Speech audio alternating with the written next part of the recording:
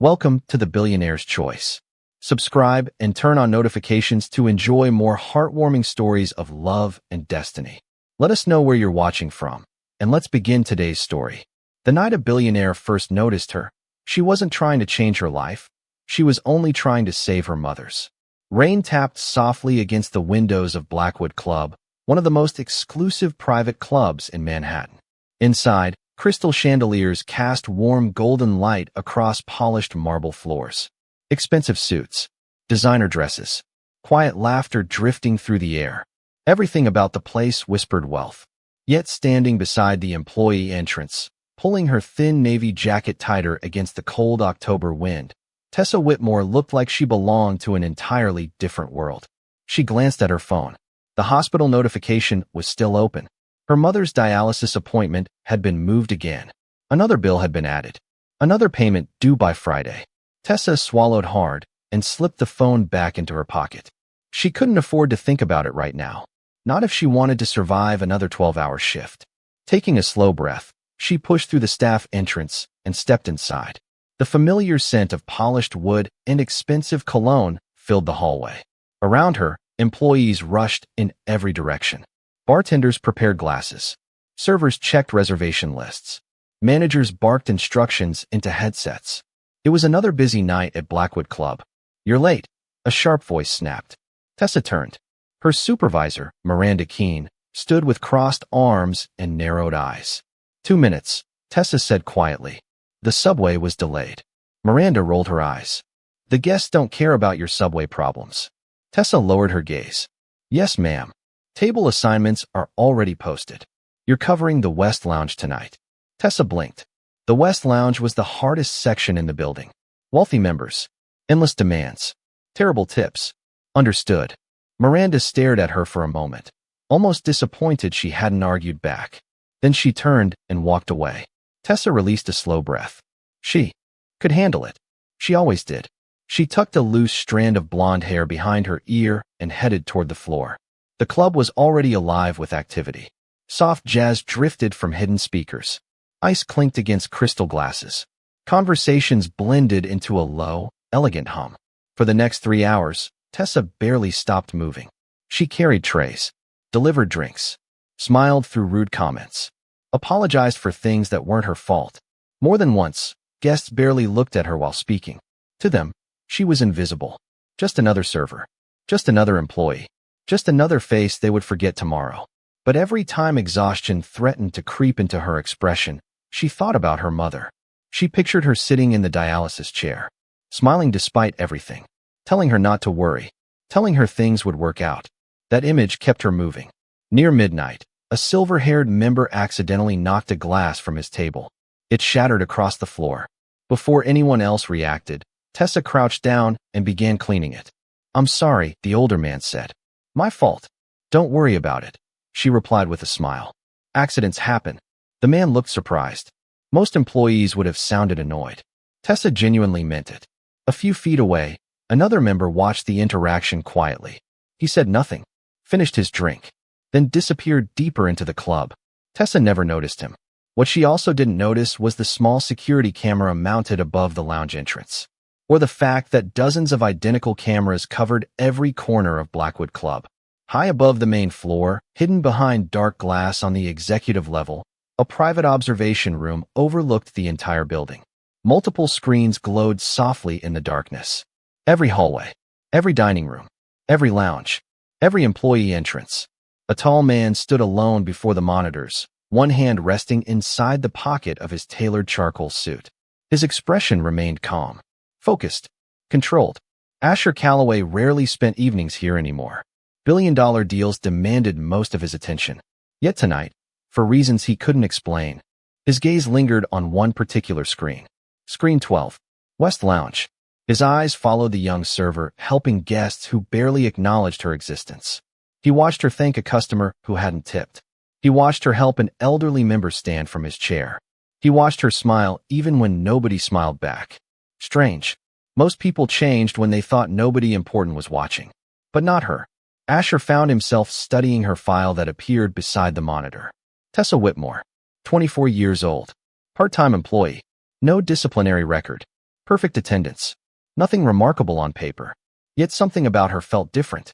He watched as she paused for a brief second near the service station and quietly rubbed her tired eyes before forcing another smile and returning to work.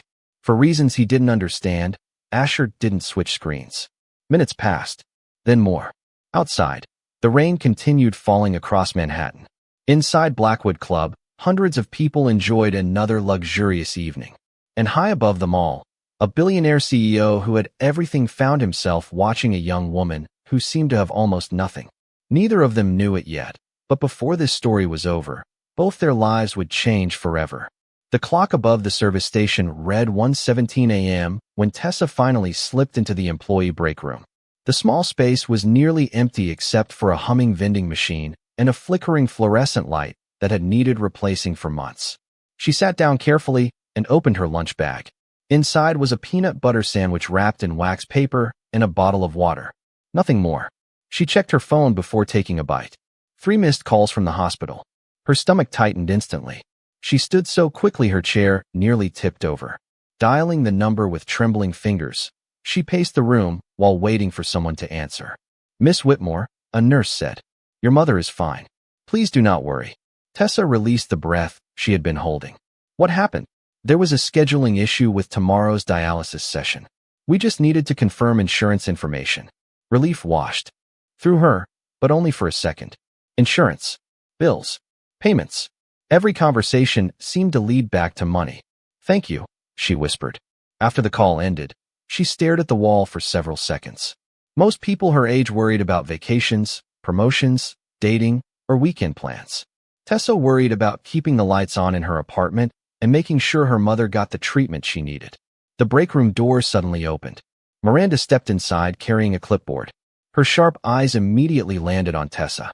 "Break's over." Tessa glanced at the clock. "I still have 8 minutes." "Not tonight." Miranda tossed a folder onto the table. "The Hawthorne Group requested additional service in the West Lounge. You are covering it." Tessa knew better than to argue. "Yes, ma'am." As she returned to the floor, several employees exchanged sympathetic looks. Everyone knew Miranda singled her out more than anyone else. Nobody understood why. Maybe because Tessa never complained. Maybe because she was an easy target. Either way, she endured it silently. The West Lounge was even busier now. Wealthy members laughed over expensive whiskey while discussing investments and private jets. Tessa moved between tables with practiced efficiency. Smile. Serve. Apologize. Repeat.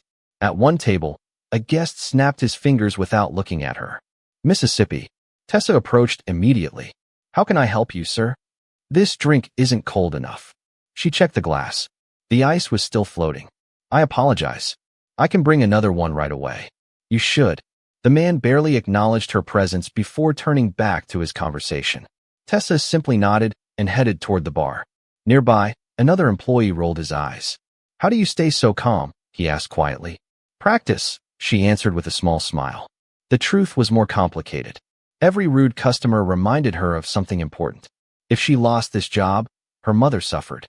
That reality made swallowing her pride easier than risking unemployment. High above the lounge, Asher Calloway watched the interaction unfold on one of the monitors. He had intended to leave an hour ago. Instead, he remained standing in front of screen 12.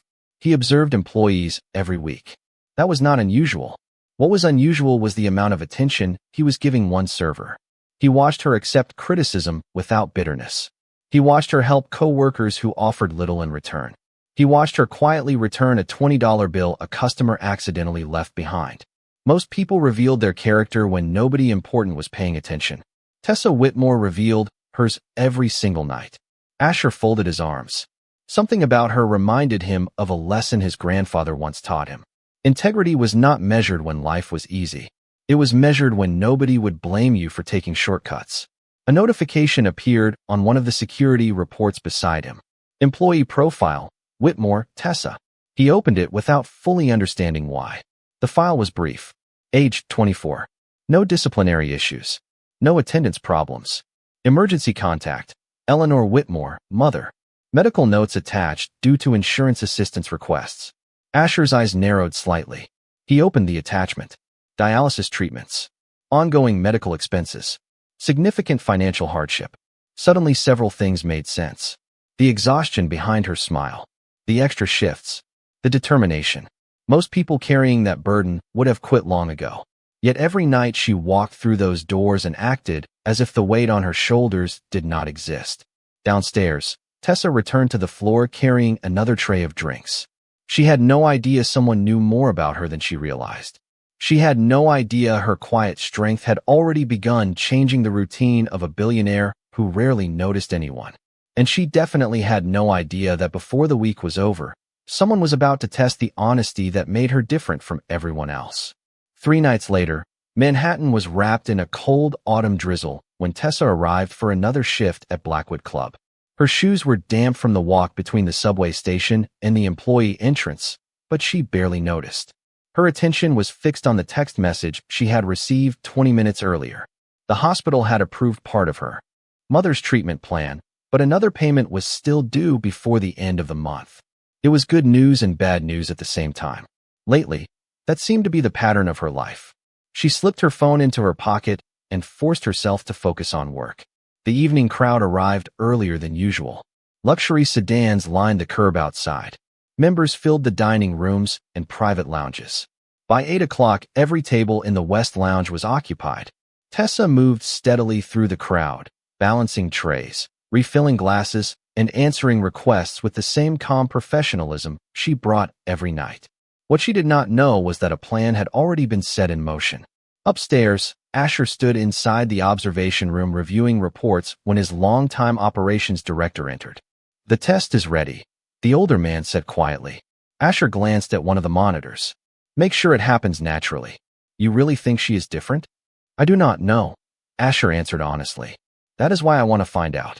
Downstairs, a distinguished-looking guest entered the West Lounge carrying a dark leather wallet. He took a seat near the fireplace and ordered a drink. For nearly 40 minutes he remained there, occasionally checking his phone while observing the room. Finally, he stood and walked toward the exit. As he passed through the lounge, the wallet slipped from his coat pocket and landed beside a chair. He continued walking without looking back. The wallet remained there, unnoticed by everyone except one person. Tessa spotted it while collecting empty glasses. She paused. For a moment, she simply stared at the expensive leather case resting on the floor. Then she bent down and picked it up. It felt unusually heavy. She glanced around. No one appeared to be searching for it. A nearby employee noticed. "Lucky night," he joked. "Maybe there is enough in there for all of us to retire." Tessa smiled faintly. Someone is probably worried sick right now. Curiosity tempted her. She opened the wallet just enough to identify the owner. Her eyes widened immediately. Neatly stacked inside were bundles of cash. Far more money than she had ever carried in her entire life. $8,000. Maybe more. For one dangerous second, her thoughts drifted toward the hospital bills, toward overdue rent, toward her mother's treatments, toward all the problems that amount of money could solve. The temptation disappeared almost as quickly as it arrived, because deep down, Tessa knew something important. If she solved her problems by becoming someone she was not, she would lose the very thing her mother had spent her entire life teaching her to protect: her integrity. Closing the wallet, she headed directly toward the management office. "I found this," she said, placing it on the desk. The security supervisor opened it and nearly choked. "Good Lord. Can you locate the owner?" Tessa asked. "I am sure he is looking for it." The supervisor stared at her. "You did not take anything?" She looked genuinely confused. "Why would I?" Several minutes later, the distinguished guest returned, appearing concerned. The wallet was verified and handed back to him. Relief flooded his face. "Thank you," he said. "You have no idea how much trouble this would have caused." Tessa smiled. "I'm just glad it made its way back to you." The man studied her carefully before leaving. Upstairs, silence filled the observation room. Asher watched the entire exchange unfold. Not once had she hesitated. Not once had she tried to hide the wallet. Not once had she looked for an opportunity. She simply did what was right. His operations director shook his head in disbelief. Most people would have at least thought about it. Asher's eyes remained fixed on the monitor. She did think about it. "How can you tell?" A faint expression crossed Asher's face. Because for a second, she looked exactly like someone carrying the weight of the world. He watched Tessa return to work as though nothing unusual had happened. She did not realize she had just passed a test designed specifically for her. She did not realize the billionaire watching from above had become even more curious.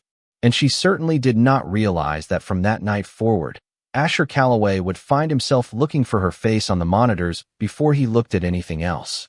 The following week brought the first real cold front of the season to New York City.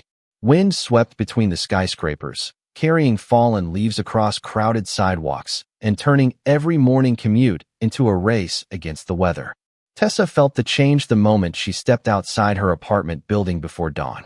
She pulled her coat tighter and hurried toward the subway station, mentally calculating bills the same way she did every day.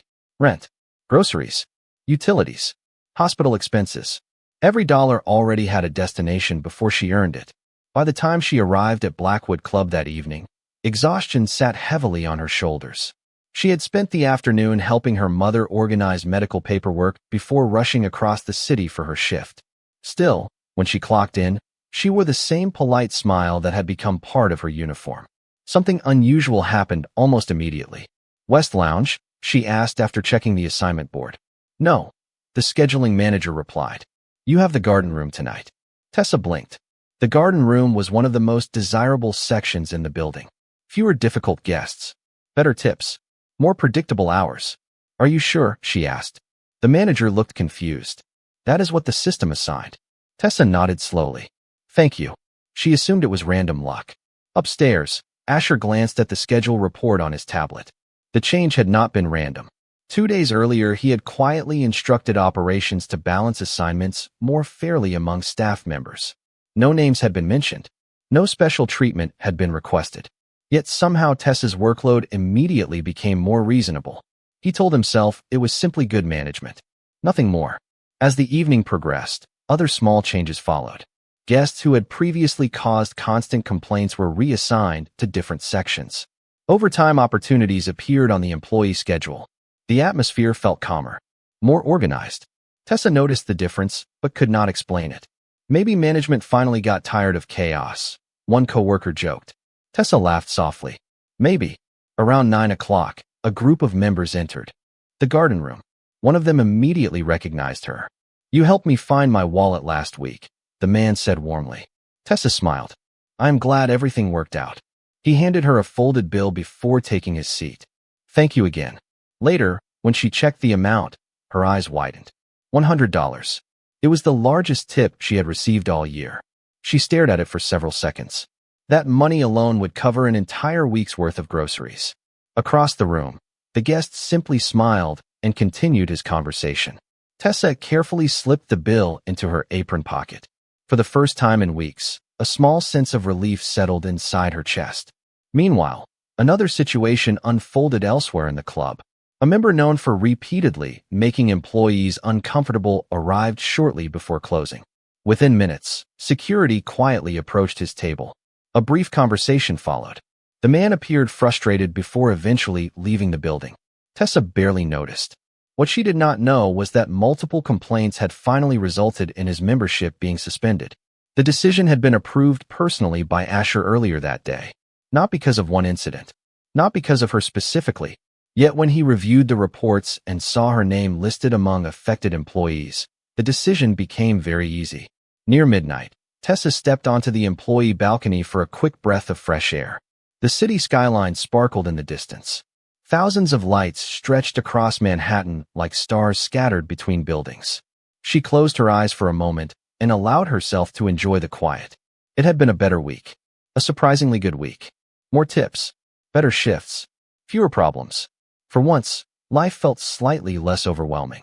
Maybe things are finally turning around, she whispered to herself. High above her, hidden behind dark glass, Asher happened to glance toward the balcony monitor at that exact moment. He watched her smile at the skyline. A genuine smile. Not the professional one she wore for customers. Not the brave one she gave her mother. This one was different. Real. For reasons he could not fully explain, seeing it brought him an unexpected sense of satisfaction. He looked away almost immediately. Yet a strange thought lingered as he returned to his reports. Tessa still believed she was facing the world alone. She had no idea that somewhere in the background, an invisible guardian had quietly begun removing obstacles from her path one piece at a time. and neither of them realized that the biggest challenge was still waiting just around the corner. The call came at 10:43 p.m. on a Thursday night. Tessa was carrying a tray of sparkling water through the garden room when her phone vibrated inside her apron pocket. Normally, she never checked personal messages during a shift. Tonight, something felt different. The vibration came again, then again, 3 times in less than 30 seconds. A cold feeling settled in her stomach. She excused herself and hurried toward the service hallway before pulling out her phone. The screen showed the hospital's number. Her heart immediately began to race. "Hello," she answered. "Miss Whitmore," a nurse said. "This is St. Gabriel Medical Center. We need you to come as soon as possible." Everything around her seemed to fade. The hallway, the voices, the music drifting through the club. "What happened?" she asked quietly. There was a brief pause.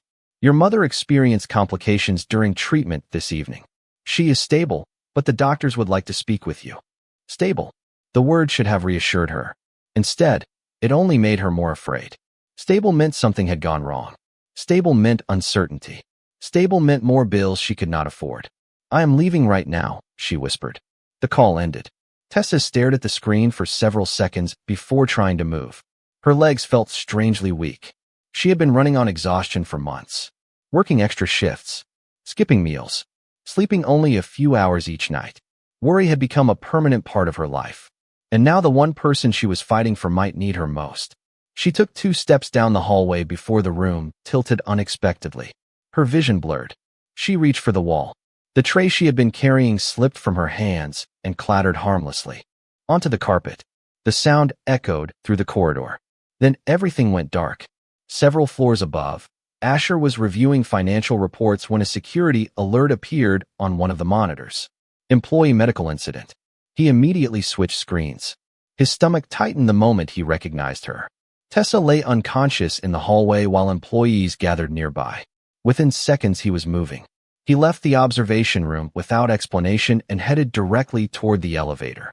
By the time he reached the corridor, medical personnel from the club were already helping her sit upright. Her eyes fluttered open slowly. She looked disoriented, embarrassed. "I am okay," she insisted. "I just need a minute." "You need a doctor?" someone replied. "No." She shook her head. "I need to get to the hospital." Asher stopped several feet away. For the first time, he was seeing her up close rather than through a monitor. She looked smaller somehow, more fragile, not because she lacked strength, but because she had clearly been carrying too much for too long. "What hospital?" he asked. Tessa turned toward the unfamiliar voice. The man standing before her was dressed simply despite the obvious quality of his clothes. Calm, confident. She had never seen him before. "St. Gabriel," she answered. "My mother is there." Without hesitation, Asher nodded. "I will take you." "No," she said automatically. "You do not have to do that. You should not be driving. I was going to take the subway." The suggestion sounded ridiculous even to her. Asher looked at the pale expression on her face and made a decision. "Come on." Something in his tone left no room for argument. 20 minutes later, they were crossing Manhattan in a black sedan while rain streaked across the windows. Tessa sat quietly in the passenger seat, clutching her phone so tightly her knuckles had turned white. Neither spoke much. The city lights reflected across the glass as traffic crawled through the wet streets. Finally, she looked over. "Thank you." Asher kept his eyes on the road. "You would do the same for someone else." The answer surprised her, because somehow, without knowing anything about her, he had guessed exactly who she was. When they arrived at St. Gabriel Medical Center, Tessa rushed inside without another word. By the time she reached the reception desk, the sedan was already pulling away. She never saw the driver disappear into the rainy night. She never learned his name. But as Asher merged back into traffic, he found himself thinking about the fear he had seen in her eyes. And for the first time since he began watching her from the shadows, he realized this was no longer simple curiosity. He genuinely wanted to know whether she would be okay. The next morning, sunlight filtered through the hospital window as Tessa sat beside her mother's bed, holding a paper cup of coffee that had long since gone cold. The night had been exhausting, but the news was better than she had feared. Eleanor Whitmore was stable. The doctors wanted additional monitoring, but there was no immediate danger. For the first time in hours, Tessa allowed herself to breathe normally. "You look tired," her mother said softly. Tessa laughed. "You always say that." "Because it is always true." Eleanor reached for her daughter's hand. You are carrying too much. Tessa looked away toward the window. Outside, the city was already awake. People hurried along sidewalks. Yellow taxis filled the streets below. Life continued moving forward no matter what happened to any one person. I am fine, she said quietly. Eleanor gave her the same look mothers seemed to master from birth. The look that saw through every lie. No, sweetheart. You are surviving. That is different. The words stayed with Tessa long after she left the hospital and returned to work that evening. She was helping clear a table near closing time when she noticed a familiar face standing near the entrance. For a second, she thought she was imagining things. Then the man stepped forward. It was the same stranger who had driven her to the hospital. Relief and surprise crossed her face simultaneously. You. He smiled slightly. You seem disappointed. No. She laughed. Just surprised. How is your mother?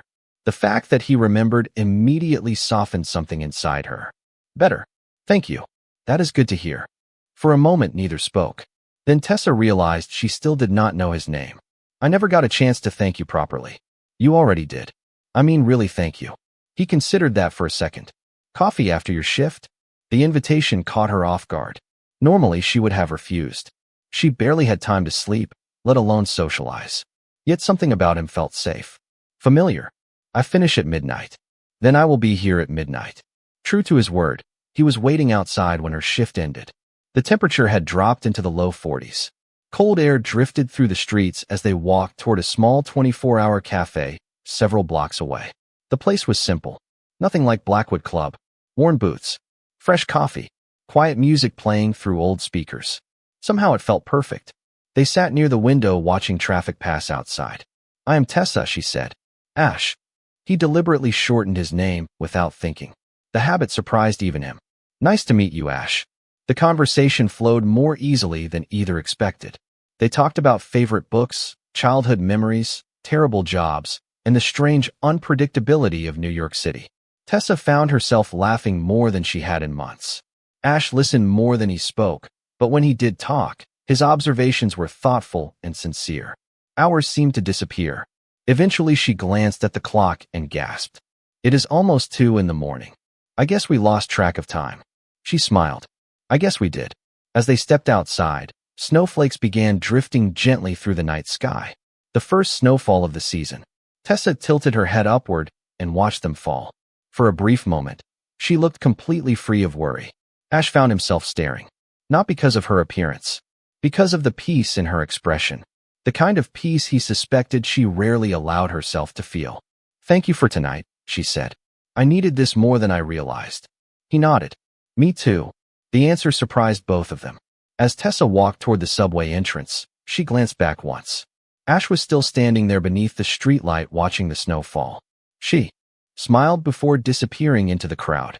Neither of them realized it yet, but something important had quietly begun. And for the first time since this unlikely connection started, it was no longer only one person watching from the shadows. Now 2 hearts were slowly moving toward each other. Over the next several weeks, meeting Ash became the brightest part of Tessa's routine. Some nights they shared coffee after her shift. Other nights they walked through quiet Manhattan streets while the city slowly settled into sleep around them. She told him stories about growing up with her mother in a small apartment in Queens. He told her about building businesses, though he always kept the details surprisingly vague. Whenever she asked exactly what he did for a living, he would smile and redirect the conversation. At first she found it mysterious. Eventually she stopped asking. What mattered was how he made her feel. Seen, heard, safe.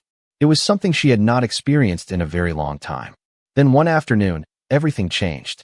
Tessa arrived for work and immediately noticed unusual activity throughout Blackwood Club. Florists decorated the main ballroom. Event planners rushed through hallways carrying schedules and equipment. Staff members wore formal uniforms reserved only for the largest events. What is going on? She asked a coworker. Annual foundation gala, he replied. Half the city's business elite will be here tonight. Tessa nodded and continued preparing for her shift. She thought little of it until Miranda approached carrying a garment bag. Change of plans, her supervisor announced.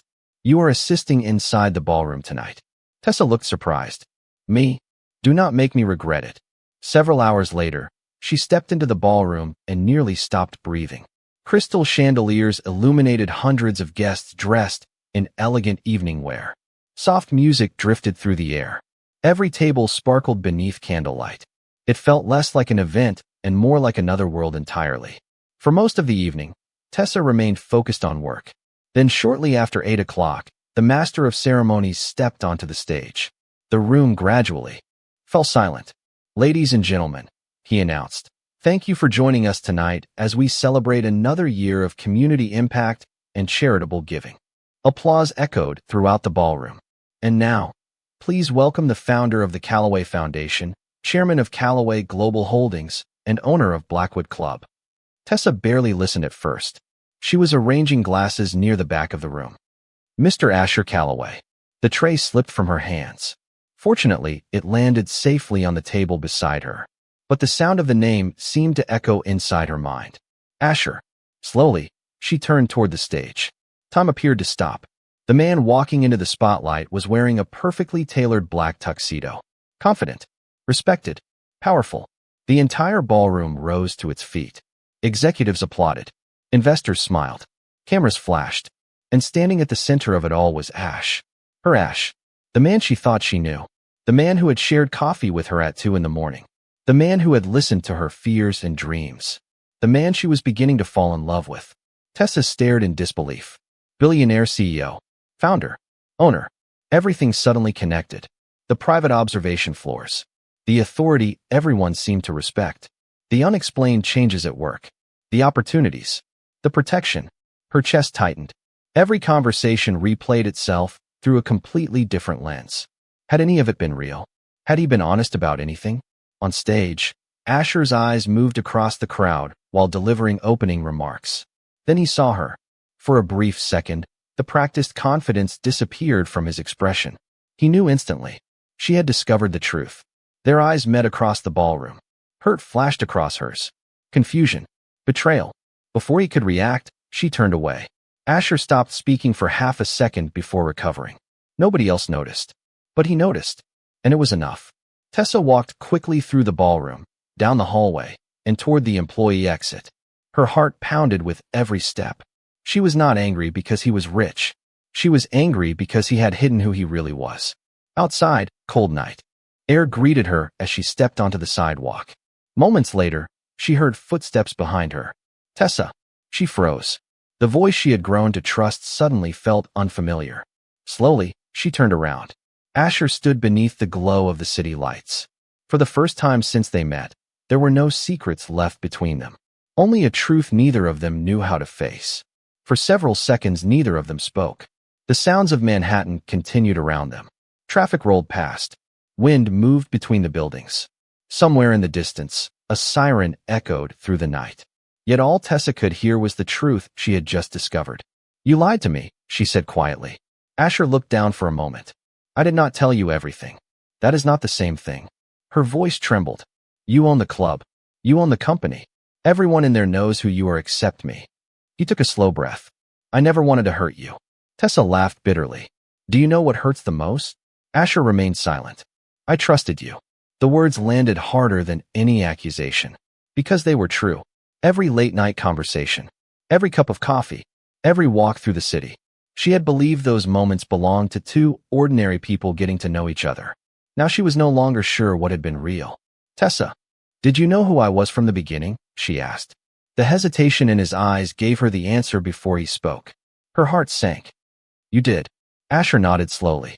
"Yes." She looked away. Suddenly everything made sense. The improved schedules. The better assignments. The strange feeling that someone had been quietly helping her. "You were watching me." It was not a question. Asher did not deny it. At first, yes. "Why?" "Because something about you stood out." "So, I was some kind of project?" "No." His answer came immediately. "Never that." But the damage had already been done. Tessa stepped back. "I need time." Before he could respond, she turned and walked away. This time Asher did not follow. The following days felt strangely empty. Tessa stopped accepting his calls. She ignored his messages. At work, she focused only on her responsibilities. The coffee shop remained empty. The evening walks disappeared. Yet despite everything, she could not stop thinking about him. She hated that part most. Because no matter how betrayed she felt, she still remembered the man who had driven her to the hospital in the middle of the night. The man who listened when nobody else had time. The man who somehow always knew when she needed encouragement. 1 week later, another surprise arrived. A senior member of the company's legal team requested a private meeting with Tessa after her shift. Curious and slightly nervous, she agreed. The meeting took place in a quiet conference room away from the club floor. Several documents sat neatly arranged on the table. These are not confidential board records, the attorney explained. They are employee assistance files and charitable initiatives that Mr. Calloway personally authorized over the years. I believe you deserve to understand the full picture. Tessa opened the first folder. Her eyes widened. Inside were reports documenting employee support initiatives, emergency medical grants, housing assistance, scholarship programs, confidential hardship funds. As she continued reading, one name appeared repeatedly. Asher Calloway. Personally funded. Personally approved. Personally protected. Folder after folder revealed the same pattern. Employees facing illness received assistance. Workers experiencing financial hardship received opportunities instead of termination. Families received help anonymously. Many never learned where the support originated. Tessa sat down slowly. Why are you showing me this? The director exchanged a glance with another executive. Because there is a problem. He slid another document across the table. Some members of the board believe Mr. Calloway has become too involved in employee matters. Tessa frowned. Too involved. They think he spends too much company time and personal money helping people. The statement sounded absurd. Yet the documents proved the conflict was real. Several board members wanted tighter financial controls. Others wanted to reduce employee assistance programs altogether. One executive even questioned whether Asher should remain in charge.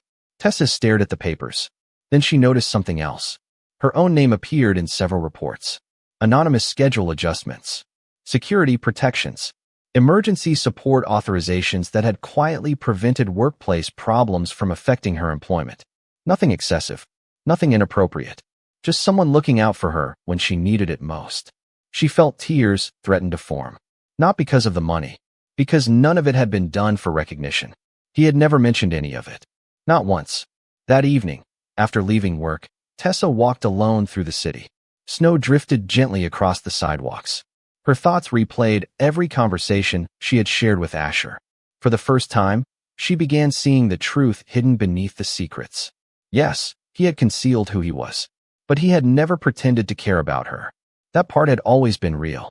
And as she stood beneath the glow of a street lamp watching snow settle across the quiet street, another realization slowly settled into her heart. The man she had been trying so hard to forget was still the man she missed every single day. Tessa spent 2 sleepless nights thinking about everything she had learned. The more she replayed their conversations, the more she realized that the man she cared about had never lied about his heart. Yes, he had hidden his identity, but every act of kindness, every late-night conversation, and every moment of support had been real. By the end of the second night, she knew one thing for certain. She could no longer stand by and watch others question the character of a man who had spent years helping people in silence. 2 days later, the annual board meeting filled the top-floor conference hall of Calloway Global Holdings. Executives, investors, and board members occupied every seat. Earlier that morning, one of the independent board members had personally invited Tessa to attend. After hearing about her experiences and the impact of the employee support programs, he believed her perspective deserved to be heard before any final decisions were made. News had already spread throughout the company. Several influential directors intended to challenge Asher's leadership and reduce many of the employee assistance programs he had personally supported for years. Asher sat quietly at the head of the table, listening as financial reports and projections filled the room. He looked calm, but inside he felt a weariness he had not experienced in a very long time. Building a business had always been easier than convincing people that compassion belonged inside it. Then the doors opened. Heads turned across the room. Tessa stepped inside. Her heart pounded so loudly she could hear it in her ears. She had never been inside a boardroom before. She had certainly never stood before some of the most powerful business leaders in New York City. Yet she kept walking. Asher looked up and froze. Their eyes met for the first time since the gala. Surprise crossed his face. Then concern. Then something softer. One of the board members frowned. "Miss, this meeting is private." Tessa swallowed and nodded. "I know." Another executive stood. "Then I am afraid you cannot be here." Before anyone could escort her out, one of the senior directors spoke. "Actually, I would like to hear what she has to say." Silence followed. Tessa took a slow breath. "I work at Blackwood Club." Several people exchanged confused glances. "I know some of you believe Mr. Calloway has become too involved in employee issues." She paused. "I am one of those employees." The room grew quiet. She told them about her mother, the medical bills, the extra shifts, the fear of losing everything. She spoke about the support programs that helped struggling workers stay employed instead of being abandoned during difficult times. She described how opportunities had changed lives, how people were treated with dignity, how leadership was not only about profits, but about people. No one interrupted her. By the time she finished, many in the room were listening far more carefully than before. Finally, she looked directly at the board. "You can measure success in dollars if you want, but I think real success is measured by how many lives become better because you were there." Her voice softened. "Mr. Calloway never asked me to say any of this. In fact, he does not even know I am here. But I could not stay silent while people questioned the character of a man who has spent years helping others without asking for recognition." The room remained silent for several seconds. Then one board member began to applaud. Another joined. Then another. Within moments, the applause spread throughout the conference hall. Asher lowered his eyes briefly, overwhelmed by emotions he rarely allowed himself to feel. The vote took place later that afternoon. When the results were announced, support for Asher's leadership remained overwhelming. The employee program stayed intact. The challenge against his position ended immediately. 3 months passed. Winter slowly gave way to spring. Eleanor's health improved significantly after receiving a successful kidney transplant.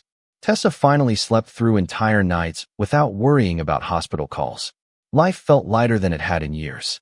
One warm evening in May, Blackwood Club hosted a celebration marking its anniversary. Employees, managers, and executives gathered together. Near the center of the ballroom stood a glass display case.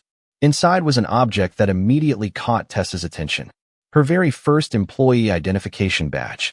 The edges were worn. The photograph was slightly faded, yet it had been carefully framed. Confused, she stepped closer. A familiar voice spoke behind her.